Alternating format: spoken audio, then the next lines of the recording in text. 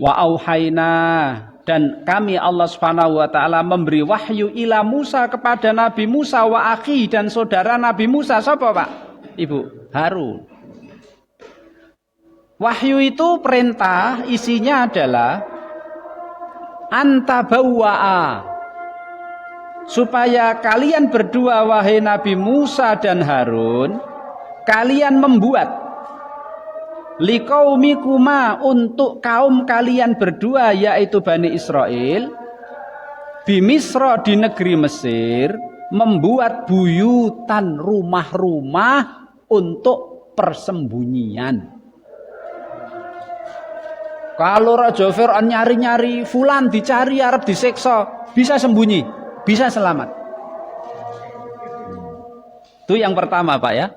Agar Nabi Musa dan Harun membuat rumah, yang rumah itu bisa digunakan untuk tempat persembunyian, menyelamatkan diri dari kekejaman Fir'aun. Yang kedua, waja'alu buyutakum, dan jadikanlah wahai Nabi Musa, wahai Nabi Harun, dan wahai Bani Israel, jadikanlah buyutakum, rumah-rumah kalian, kiblatan, tempat sholat. Ini Pak. Loh, kenapa kok Allah Subhanahu wa taala menyuruh mereka menjadikan tempat atau rumah mereka menjadi tempat sholat, kiblat, tempat sholat? Karena apa? Bani Israel itu Pak, kalau sholat tidak di sembarang tempat. Tidak seperti umatnya Nabi Muhammad. Umatnya Nabi Muhammad itu punya keistimewaan dari umat-umat dahulu. Di antara keistimewaannya adalah kita ini kalau sholat di mana saja kan sah Pak. Di mana saja. Ini merupakan keistimewaan umat Nabi Muhammad. Rasul SAW bersabda, aku diberi 5 keistimewaan. Yang 5 keistimewaan ini belum pernah diberikan kepada nabi-nabi sebelumku. 1. Di antaranya Pak ya, waju'ilat liyal ardu masjidan wa tahura. Bumi ini dijadikan oleh Allah untuk aku dan untuk umatku, bisa untuk bersuci dan untuk tempat sholat. Nah, kalau wudhu itu Pak harus pakai air. Kalau nggak ada air, boleh pakai bumi, pakai tanah. Sholat di masjid sah, sholat di luar masjid sah, sholat di jalan sah. Ning ojo ndok tengah-tengah jalan tabrak mobil, pinggir jalan sah. Di kolam itu Pak sah. Oh, di mana lagi? Di atas daun sah. Maksudnya daun pepaya, daun pisang itu diambil terus nggo lemek nggo salat. Akhirnya terkenal wong iku wali sebab salat di atas daun pisang. Padahal betul Pak, ning daun pisang wis potong ditaruh di tanah nggo salat. Gitu. Oh, gitu.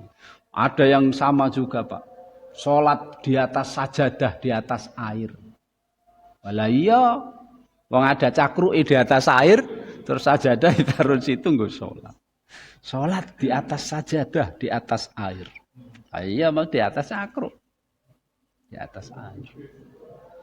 Oh, Masya Allah. Nah, Fir'aun Pak melarang, kalau Bani Israel tidak boleh sholat sembarangan. Mereka punya tempat tersendiri. Apa jenenge Pak wong Yahudi? Sinagog atau apa itu? Sholatnya harus di sinagog itu. Nggak boleh sholat lain, nggak boleh. Di tempat lain nggak boleh. Nah, Fir'aun marah itu. Akhirnya melarang Bani Israel sholat di sinagog.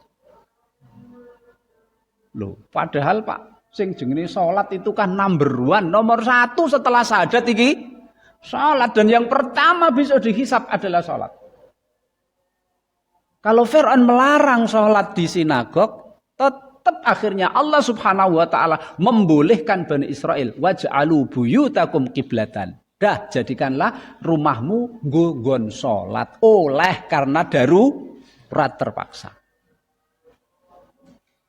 Maka sinagognya dihancurkan oleh Fir'aun. Dan ketika ada orang ketahuan sholat di sinagog Pak, bisa dibunuh itu Pak. Bisa diseksa. Maka Allah SWT membolehkan mereka sholat di rumah. Waj'alu buyutakum kiblatan. Wa aqimus shalah, maka dirikanlah salat. Selama ini kamu salat di sinagog, ketika kamu dilarang salat di sinagog, sinagog-sinagogmu dihancurkan, kamu kalau ketahuan salat di sinagog kamu disiksa, dihukum, bisa dibunuh. Wis, wa aqimus shalah, salatlah di rumahmu.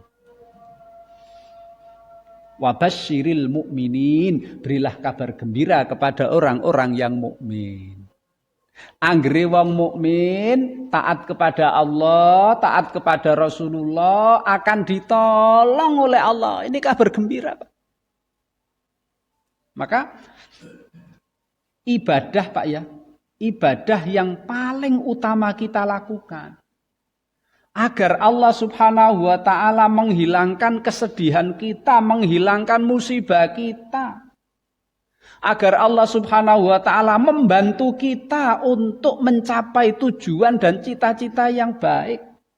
Apa Pak? Salat. Kadang-kadang saya sendiri Pak ya mikir, aku kok angger ngene. Wis pos dulu ya ngene, saiki ya ngene gitu. Gek-gek iki salatku sing kurang gitu loh Pak. Kurang itu maksudnya ya kurang kualitasnya, kurang kuantitasnya. Nek sujud iku senengane cepet-cepet, nek salat jamaah iku ketoke dihusuk-husukno, ning nek salat dhewe kul huwa separo. Mungkin apa gitu Pak ya? Ini ada sebuah hadis Pak ya. Ini kita introspeksi bersama-sama Pak ya. Gitu. Dalam sebuah hadis yang diriwayatkan oleh Imam Abu Dawud, Rasulullah sallallahu alaihi wasallam bersabda, "Idza kana Rasul sallallahu alaihi wasallam idza hazabahu amrun shalla." Rasul itu kalau dia sedih, disedihkan karena urusan, pengennya urusannya lancar, akhirnya Rasul tidak, urusan Rasul dibuat Allah tidak lancar, akhirnya Rasul sedih. Sahabatnya disuruh dan lain sebagainya atau bagaimana lah. Pokoknya Rasul kalau sedih Pak. Nah, sedih itu kan apa? Sedih itu kan ya ada yang tidak sesuai dengan apa yang diinginkan oleh Rasulullah. Apa yang dilakukan Rasul Pak? Sholat. Rasul sholat. Sholat apa? Nah, bisa sholat fardu. Kalau memang saat waktunya sholat fardu, bisa sholat sunnah, ya Pak ya. Nah, sholat sunnah itu kan macam-macam. Sholat sedih di rumah Pak ya, bojone ngomel-ngomel. Kalau bapak-bapak nek dumeli istri itu ya kudu meneng wae Pak. Kudu meneng Pak, wong jangankan bapak, Khalifah Umar itu diomeli meneng wae Pak. Karena tahu diri kita ini. Wis istri kita itu kan nyun sewu Bu ya, wis bantu kita mencari nafkah. Nanti apa namanya Pak itu? Rumah di rumah, kerjaan rumah dilakukan. Belum lagi ngomong anak, belum lagi bersih-bersih apalah kita itu angger. Ya Pak ya. Setelah datang dari mencari nafkah kita itu kadang-kadang yo ngomong anake yo ora tenanan. Kon nyuapin anaknya itu kadang-kadang Pak kita ambil nasi taruh di piring nyoh sampai anaknya sampai beluk nah gitu. Kalau perempuan kan nggak gitu kan, telaten disuapin anaknya Pak. Nah gitu. Mungkin kita diomeli anak, diomeli. Pernah Pak sahabat itu Pak, bojone ngomel terakhirnya mau dilaporkan kepada Khalifah Umar. Di luar rumah itu dia sampai mau masuk itu rasido Pak. Dia dengar dari luar itu Khalifah Umar itu Pak, diomel-omeli bojone meneng wae. Akhirnya balik, oh nek aku meneng wae. Nah, kayak contoh Pak ya kita diomel-omeli, sudah kita lari kemana Pak? Mau masjid, ngopo? Salat. Salat apa? Tahiyatul masjid. Esok-esok duha tambahi. Pak ya. Pas arep duhur. Nah, kita ke masjid salat. Qobliyah duhur Pak ya. Salat duhur. Nah, ini Pak. Dan ini Pak. Ketika nanti di mahsyar itu kan manusia di mahsyar itu kan 50.000 Wes sudah enggak kuat lagi Pak. Akhirnya mereka datang kepada Nabi Adam. Ya Adam, mintalah kepada Allah supaya lek ndang cepet dihisab iki lho. Sing neraka lan neraka, swarga lan neraka. Sing swarga neraka. Nabi Adam rawani Pak. Aku wedi. Sana minta tolong kepada Nabi Nuh. Nabi Nuh semua aku wedi minta tolong kepada Nabi Ibrahim. Nabi Ibrahim aku wedi minta tolong sama Nabi Musa. Nabi Musa juga wedi minta tolong kepada Nabi Isa lah katanya. Nabi Isa, aku juga wedi, khawatir. Diriku ini minta tolong kepada Nabi Muhammad. Orang Pak, seluruh manusia datang kepada Nabi Muhammad. Nabi Muhammad tolong kita ini berdoalah kepada Allah minta supaya segera dihisab, ditimbang, dihitung amalnya sing neraka lah neraka, swarga lah swarga. Akhirnya Pak, apa yang dilakukan Nabi Muhammad Pak?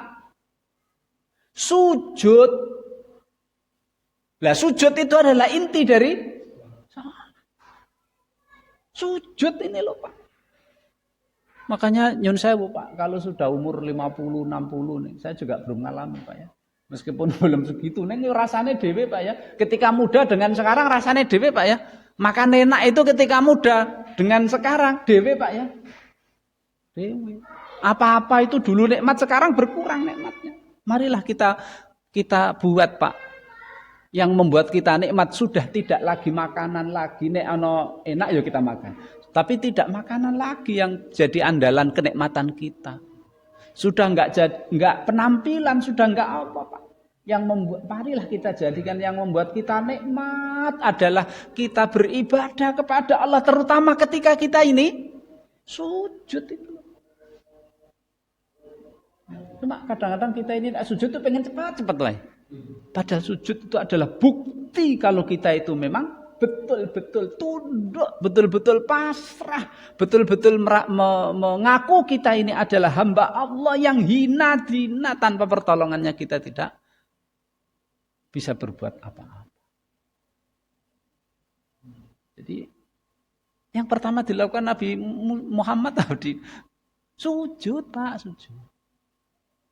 Dan besok juga ya Pak ya, ketika semuanya sudah dihisab, sing orang kafir wis mlebu neraka, yang tersisa masih orang Islam dan orang munafik. Kemudian Allah menyuruh manusia untuk sujud. Orang yang di dunia sujud dengan ikhlas, tidak riya, dia akan bisa sujud. Dan orang munafik yang sujudnya itu hanya riya, pamer, nggo pantes-pantesan lah dianggap wong Islam padahal dia ora wong Islam. Arab sujud iki ra iso nekuk Pak gegere iki. Glosor tiba. Arab ditekuk, gegere enggak bisa. Lurus jadinya gegernya itu. Lurus, tegak. Mau jatuh sujud ra iso, geblak gitu. Enggak bisa. Sujud itu kan kudu jengking Pak ya. Enggak bisa. Punggungnya ini.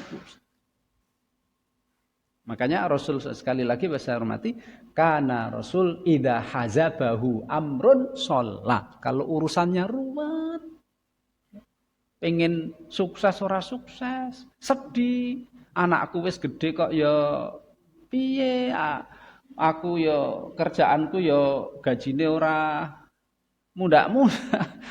Itu Pak. Mari kita semakin dekat kepada Allah Subhanahu wa taala. Yaitu iyyaka na'budu wa iyyaka nasta'in. Dan ini juga dilakukan oleh Nabi Musa alaihi salam. Ya, wa aqimus shalah wa basyiril mu'minin. Dirikanlah salat ya, dan kabar gembira, berilah kabar gembira orang-orang yang mukmin. Kabar gembira apa? Kemenangan bagi orang mukmin, jalan keluar bagi orang mukmin. Ya, kebaikan juga akan diberikan oleh Allah kepada orang mukmin. Kemudian